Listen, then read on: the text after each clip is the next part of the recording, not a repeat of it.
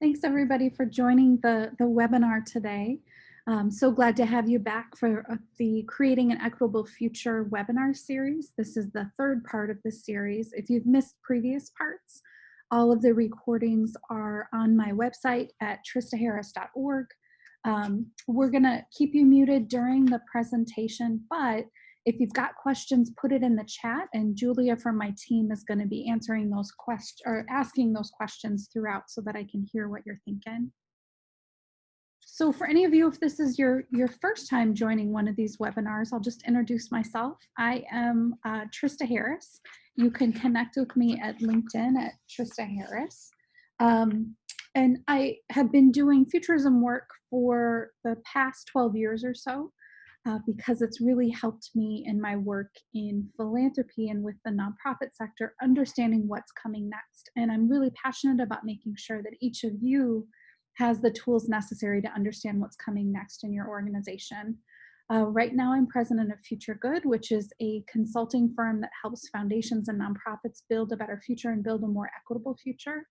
For all of the work that I do, there is an equity frame on that work to make sure that the future that we are building is better for everybody. So the tools that I am sharing with you today are from my book, Future Good. I wrote the book because I wanted these tools of futurism to be accessible to people that do good for a living. Because of the pandemic, I am making the electronic version of the book free, so you can download a copy there. And encourage other people in your organization to download the free copy as well. It's really difficult to create organizational change when you are the only person trying to move forward a future focus. And so giving other people on your team those same tools make it easier to move forward that systems change. So this is part of a 4-part webinar series. We've already done the sessions on creating your ideal future, signals of the future, which are hints about what the future is going to look like. Today is understanding your current reality, and next week, next Friday, is going to be getting from here to your ideal future. For those of you that have been here throughout the series, if you complete all 4, you get a certificate of participation in the series. So today we're on to understanding your current reality. So just as a refresher, the tools that we are using today are called backcasting. Backcasting is when you don't try to predict what's going to come next. You decide what you want the future to look like, and then you work backwards and figure out what steps you have to take to get there.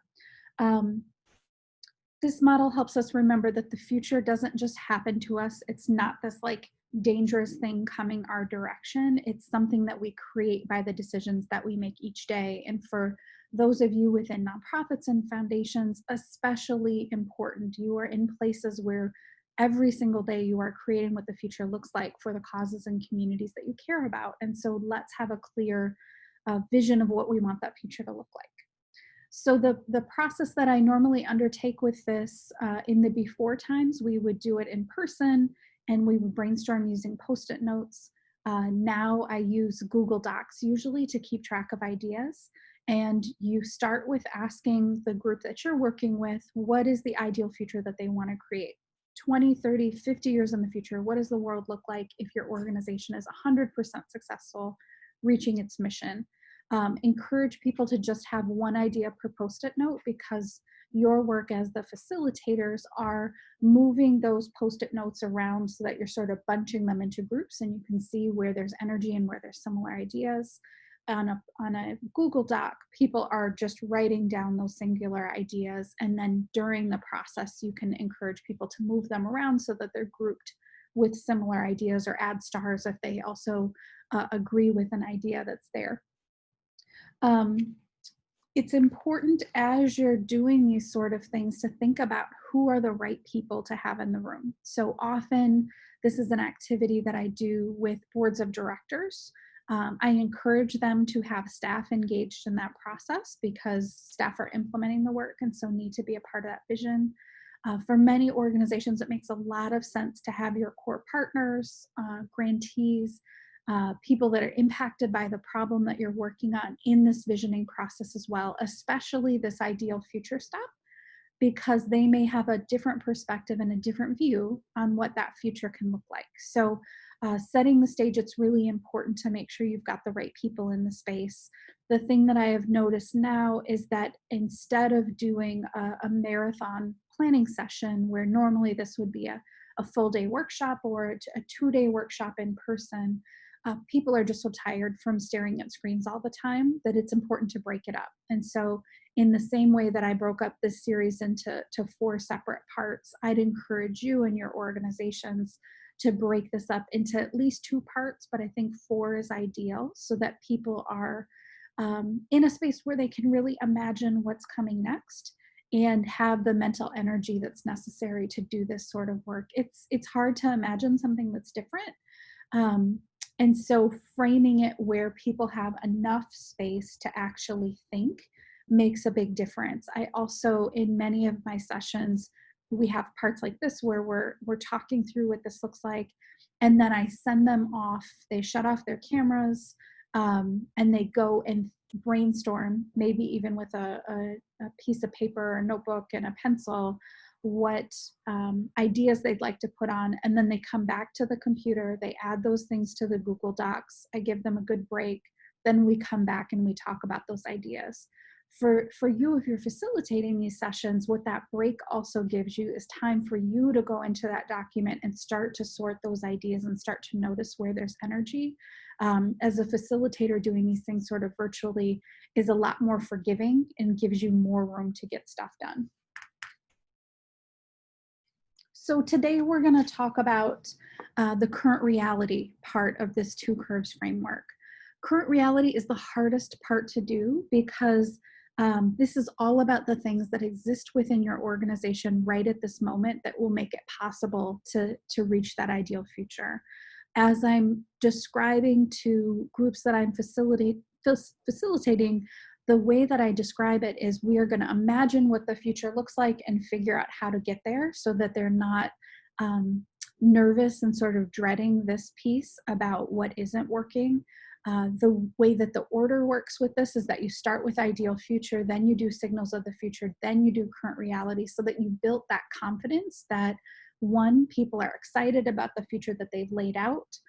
2, you've done the signals of the future so that people understand in this moment right now you are doing things that will make it possible for us to reach this ideal future. It's not something that's completely untried or untested because we're already doing it in this moment. But this current reality piece is all the things that will make it impossible to get there. And so as you're facilitating this part, you need to be a lot more careful, especially when you have mixed power dynamics in the group. So if the board is doing this with staff, there are power dynamics about how decision-making happens.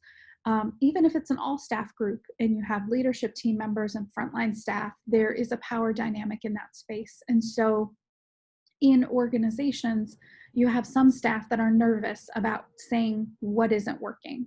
And so in the normal process where you're using Post-it notes and you're sticking it up on a board, I'm in that process for ideal future and signals of the future. I'm saying who has an idea that they share, and they say what the idea is. I grab the Post-it note and I say who has something similar, and people sort of wave their Post-it notes and I grab them and then I stick them up on the board together. I don't do that with the current reality piece. So if you were doing this in person, I would ask that you have people write those individual ideas about what isn't working. It's about culture, it's about structure, it's the way things have always been working that make it really difficult. Have them write down those individual ideas and then encourage them to both have a break time. So you're giving them a long time period, which means different people will be in and out of the room during that time. And then have them go up to the board and stick up their idea and then start to move the Post-it notes around together as a group so that they're bunching those different areas, and then they get a view of what it looks like. But nobody has to raise their hand and say, I think the CEO is the challenge to getting to the ideal future. I think we have a racist culture and it makes it difficult for us to move to an equitable future. You're really creating the space where people can freely imagine And also the piece that many leadership team members are nervous about as we get into this piece is we're going to have 10,000 things that we have to do and we can't possibly do all of them. What very quickly happens is that if you're doing this with Post-it notes, or even if you're doing it on the Google Doc, you can see that there are a lot less ideas when it comes to current reality. I think the main reason for this is within most organizations, there's just a couple things that are the challenge. It really isn't a million things.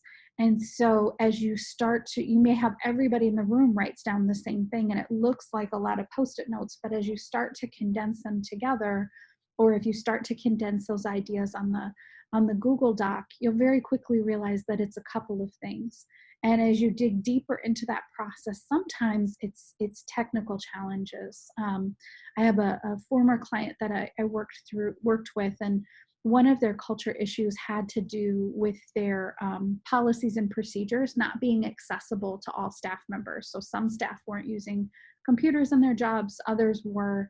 And so it wasn't clear what those policies and procedures were for all staff because they were available on the intranet for the organization. And so a change for them is making the policies and procedures easily readable and accessible to all staff. So that might mean that they're just printing off a bunch of those stuff in binders and putting them in sites where staff aren't using computers.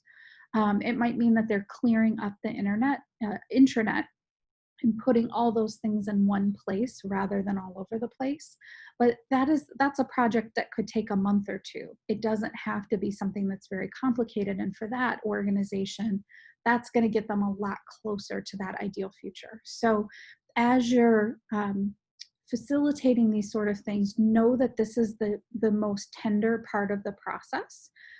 If you are facilitating a day-long retreat, do this piece after lunch, and at lunch, make sure people have a long break and can eat by themselves or hang out with each other, that they get some time outside in nature, whatever you can do to create a really supportive spot. It gives people a clearer head about what the challenges are, and it gets them out of that space of we're never going to get there. Instead, you're making it super tangible and help people understand, it's a small number of things, and let's be really clear what those things are. The other way that I help organizations work through this current reality piece, sometimes after we're doing this brainstorming, I want to move people immediately to solutions about what would it take for us to be able to address this challenge. And so we do something called hot seats. So hot seats are an opportunity for one person or a couple people to talk about a challenge that they're facing personally when it comes to reaching that ideal future. So what I encourage people to do before they do hot seats is lay down ground rules that this is a confidential space. I break people into very small groups. So if we've got 30 or 40 people in the room, it's not one person is in the hot seat and talking to the whole room. It is that you're breaking into groups of even 3 work well. You can do a little bit bigger, but in those small groups, you give them a moment for relationship building. Do you have a question, or is somebody else unmuted?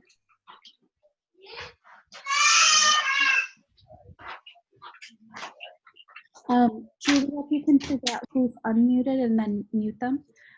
So with the hot seats, it's an opportunity for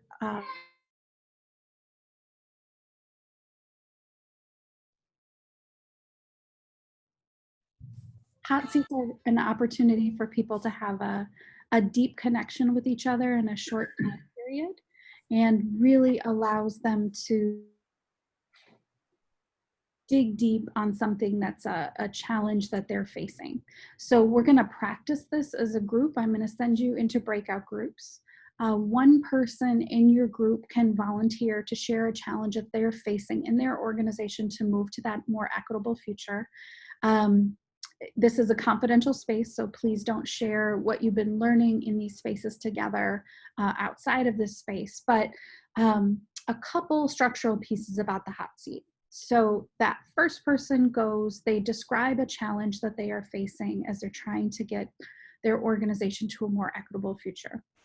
Now that person, after they have described that challenge in 3 minutes or less, then shuts off their camera, and the other people in the group discuss that challenge. If you're doing this in person, I physically have people that have described the challenge turn their chair around so that they can listen, and there isn't that sort of empathetic thing that happens when you're in a conversation with somebody where you go, well, what do you think? They've described the challenge, and what the other two people are doing is they're describing what they heard and describing what they would do in that situation. So the person that's turned around or has their camera off, I encourage them to take notes during that moment of, what are you hearing? What makes sense? What's something that they didn't get? So often, as people describe, they say, oh, I think they should do X, Y, and Z. And the person is thinking, I did X, Y, Z, and it didn't work. And here's why. Hold that until after 10 minutes, you join back into the conversation. So you turn your video back on, or you turn your chair back around, and then together you have a conversation about what you've heard as the person that described the challenge, and what was useful to you, and what's something that maybe if they had a little bit more context, they would have given different advice. And then you talk for a couple more minutes, 5 minutes or so, as you really dig through what's the right solution. When I host in-person retreats, I often have people go take a walk and have this conversation. There's something that happens during a walk where you let your guard down a little bit. And then that piece of having the other people talk without you engaging really allows solutions to pop up that maybe you wouldn't have, you'd sort of nip it in the bud if you were a part of the conversation and go, oh, that'd never work, and here's why. It forces you as the listener to sit for a little bit and hear the process, and then come back in and go, okay, no, you were right. I initially was hesitant about this, but here's what I learned in that process, and here's what else you might need to know. So questions about this hot seat process?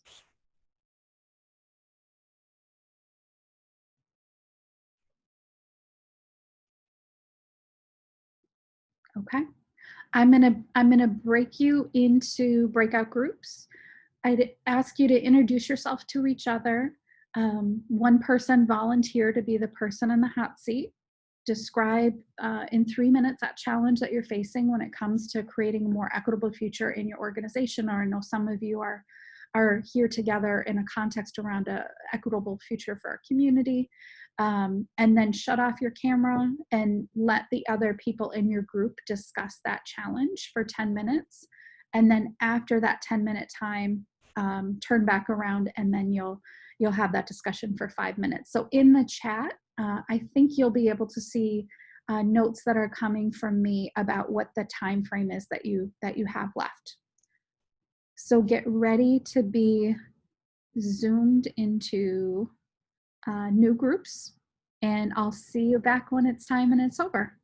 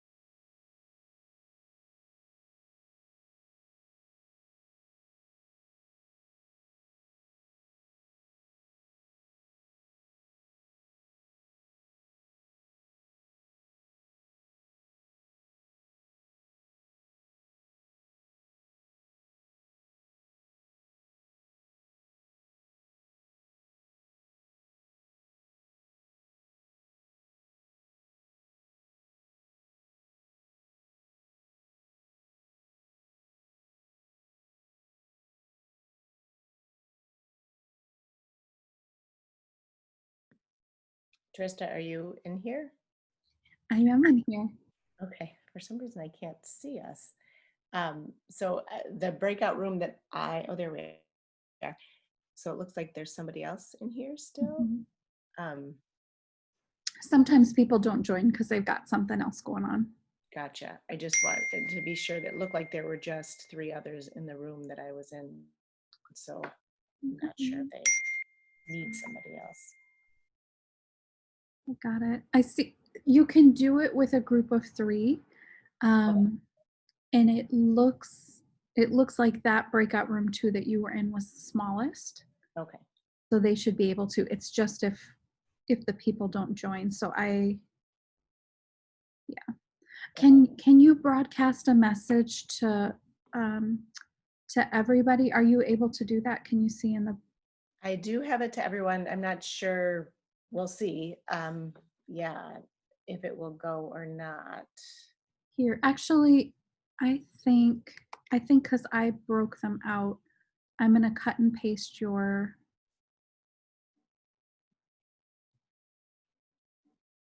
description.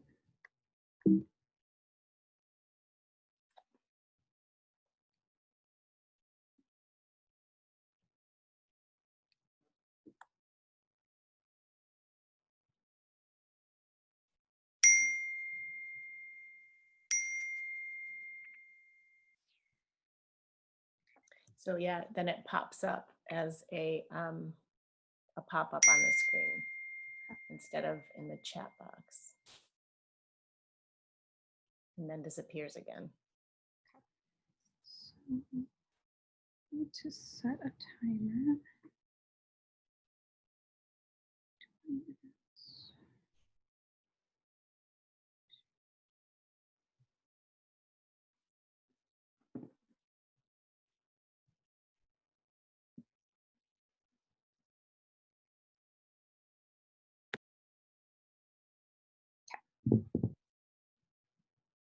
All right, I'm gonna stop my video and I'm gonna go get some more water.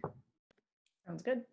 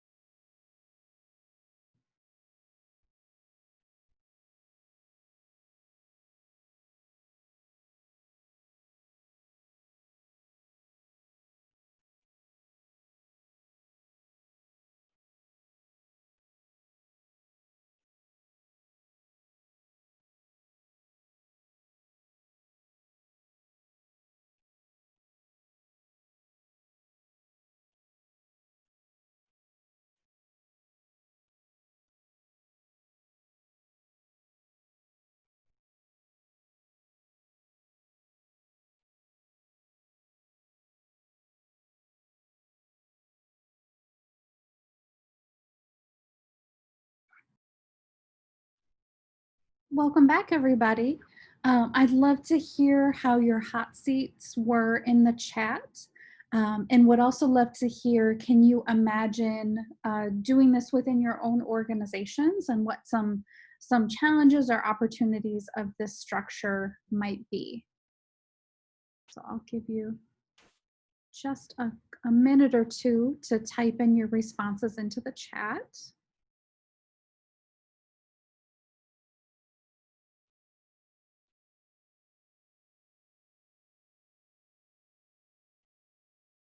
So the question for the chat was, how was your hot seat?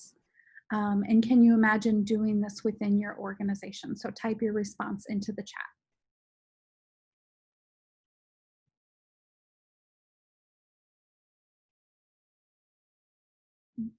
Somebody said they weren't sure if they were allowed to ask clarifying questions after the person described their challenge. So I would say let the person describe the challenge and then turn around, and clarifying questions happen after you come back.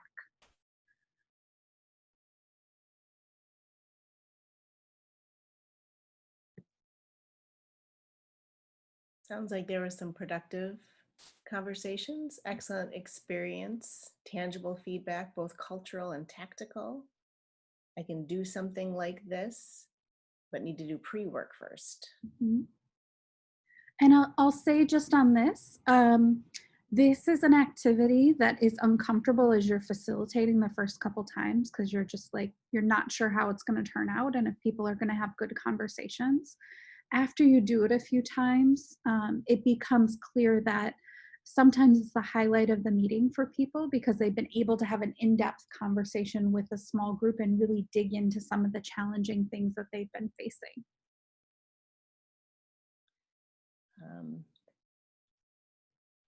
Because of the conversation, they weren't able to give person one time for discussion, but another person says they generated so many great ideas that built off one another. I think on the timepiece, if it's virtual, one of the ways to do this is to use the broadcast function, which I didn't do in this case, to tell you which part you're at because people can really get caught in the conversation. If they're in the room, you can just tell them, here, we're switching to the next thing. When you send people off, so let's say you're at a retreat center hosting this and they have a set amount of time, people often lose track and so don't get to all of the pieces. But if people are together for a longer time period, what I found is they're then debriefing more. So at lunch or dinner later, they're continuing that conversation.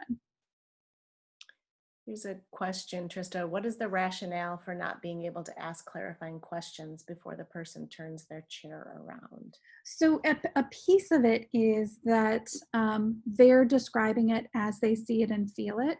I will clarify. I meant that you shouldn't ask questions after they turn around. But you're right. While they're still engaged and they've described, it's fair to ask just a couple of clarifying questions. The other piece is that this isn't just helpful for the person facing the challenge, it's also helpful for the other folks that are in the group because often we're facing really similar situations. And so sometimes the advice that you're giving for the other person is really advice that you would just give to yourself about a similar issue that you're facing. So I see a lot of sort of ahas that come from people that are like, I told them they should do this, but I realized that's what I should do with my CEO or with the staff member that I'm having a challenge with. So here's a point. I think it would be much harder to have a candid discussion with a group larger than a few people in my organization. So I would keep the groups at 5 or smaller. Yep, that's a great idea. I think 3 is ideal. It's harder in virtual because you're not sure who's gonna join the breakout groups and that sort of thing. So usually 5 on a virtual is the right amount so that you can for sure get 3 and hopefully get at least 4 people that break out.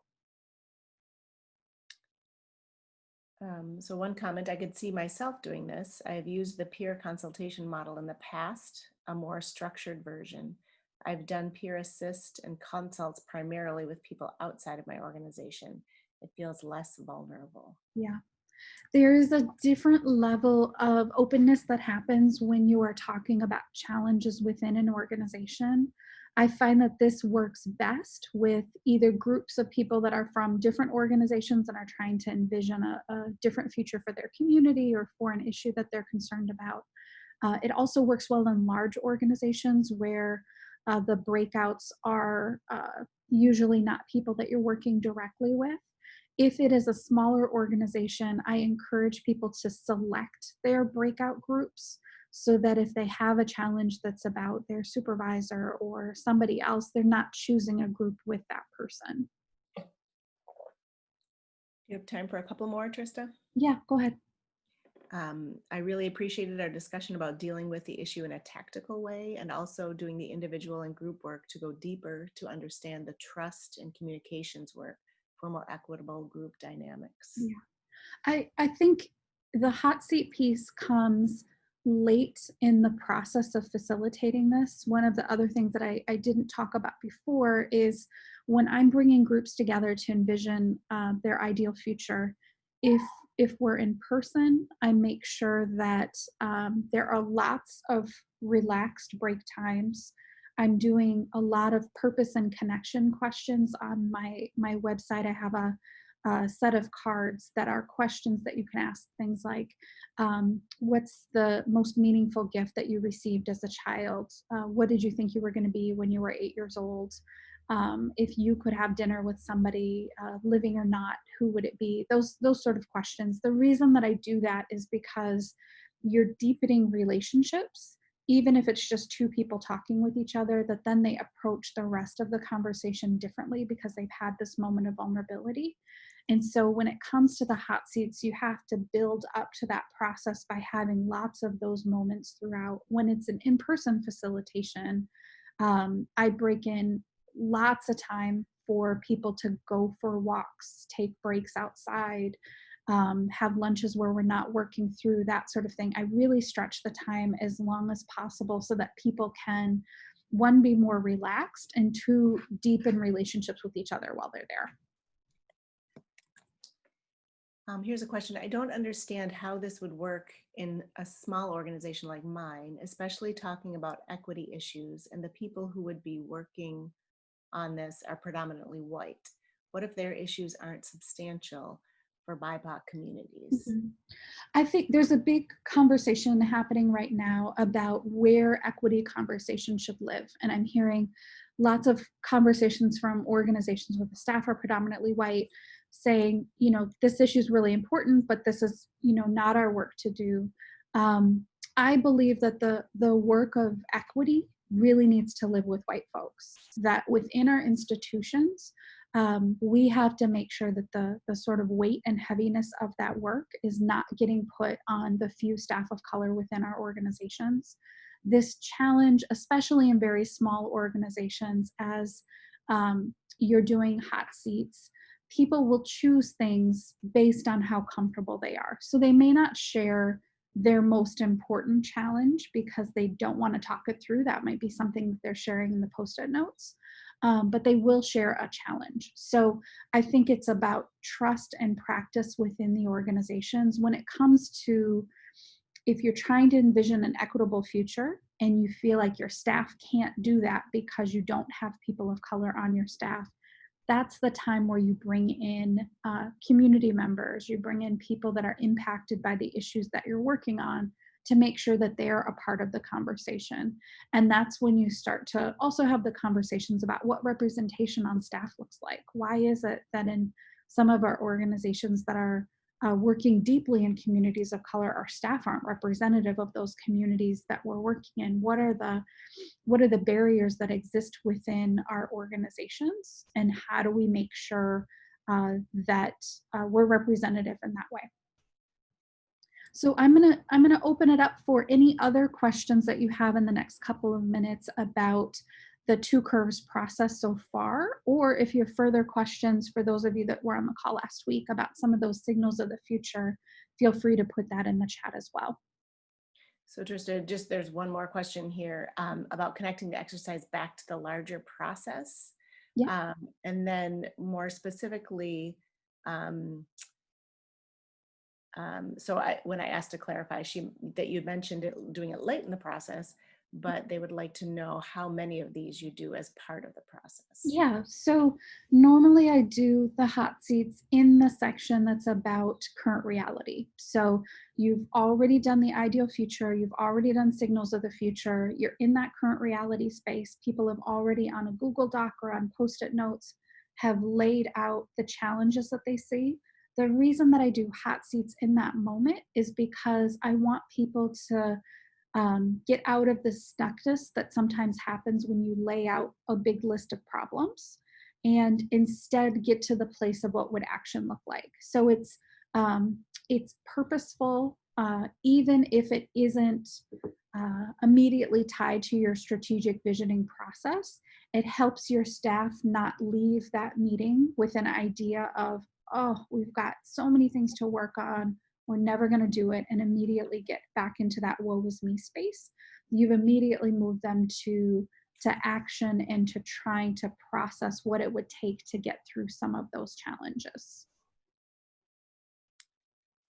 So here's a question. What have you learned about where to place executives or senior leaders in this discussion? Put them in their own small group, distribute them knowing that they may influence what colleagues share. So, in some organizations, the leadership team does this entire visioning separately. And then frontline staff do it, and then we will do it again with all of the information that we've gathered. So we'll start to do the sense making part of the things that have been lifted up, and talk through together what it looks like. Sometimes, if it's a very large organization, I'll ask some of these questions about ideal future and signals of the future and current reality in a survey so that every staff member gets to have input. And then when a smaller strategic planning group or the senior leadership team is trying to do some of these visioning processes, I create Post-it notes or I add those ideas into the Google Doc so that it is a part of the conversation. I also don't clarify that this is what's come from frontline staff and this is what have come from senior leadership team members. I instead do it as here's all the ideas that have shown up so that senior leaders can't ignore what's coming from frontline staff, and so that the strategic planning committee doesn't provide more weightiness to what's happened from senior leaders. The other piece that I'll share is for the other parts of this, the signals of the future and the ideal future, everybody's ideas are weighted evenly. So with the physical Post-it note, one idea is sort of one piece up on the wall. With a Google Doc, one idea is just one place. It doesn't have any more weight if the CEO says it or if anybody else says it.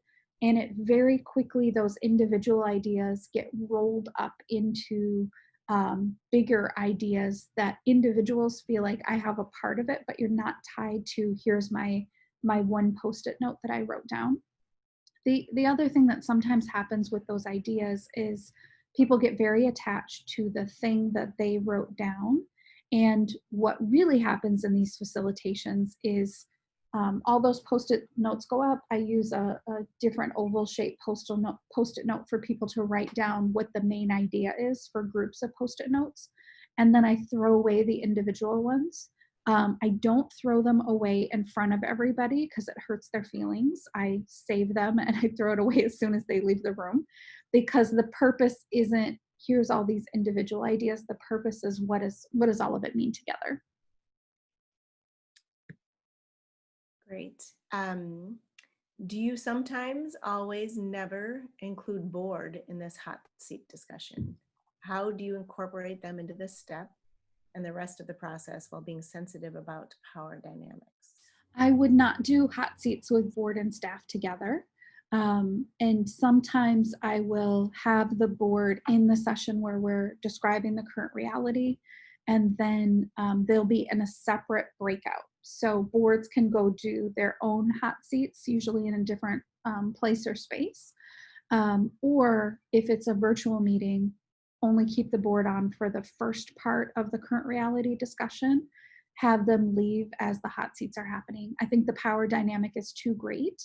And I think that both staff and board worry about crossing the line about what is the CEO's or executive director's responsibility and what is the board's responsibility to intervene, and hot seats bring those things too far up to the surface where I don't think you can have a real discussion with that power dynamic.